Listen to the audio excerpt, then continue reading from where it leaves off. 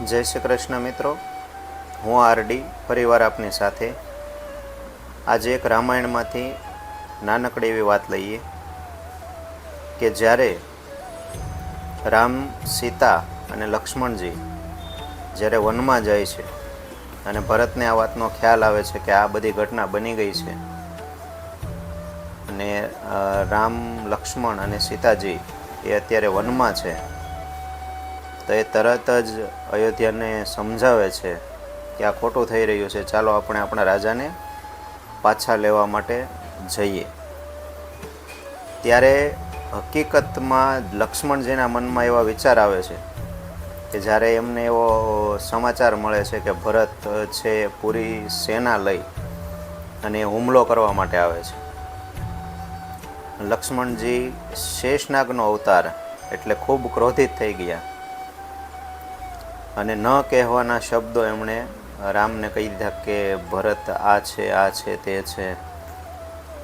અને ત્યારે જ રામજી એમને સમજાવે છે કે કોઈ પણ પગલું ઉતાવળમાં ભરવું એ હિતાવહ નથી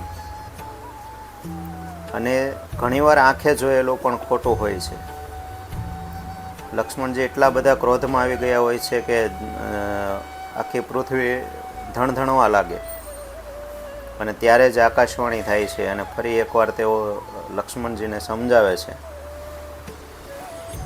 મિત્રો, જ્યારે ભરત રામ પાસે પહોંચે છે ત્યારે આ દ્રશ્ય કંઈક અલગ જ હોય છે.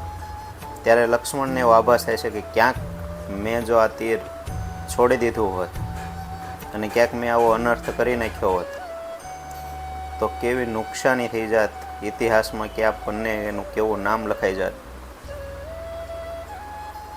તો મિત્રો, કહેવાનો મતલબ એ જ છે કે ઉતાવળમાં આપણે ઘણીવાર જે વસ્તુ આપણે જોઈ હોય, જે વસ્તુ આપણને બહારથી જાણવા મળતી હોય એ વસ્તુ ઉપર આપણે વિચાર કરી અને એના ઉપર આગળ આપણે પગલું ભરવું જોઈએ. ઉતાવળું ન થવું જોઈએ, જે આપણને જ નુકસાનકારક છે.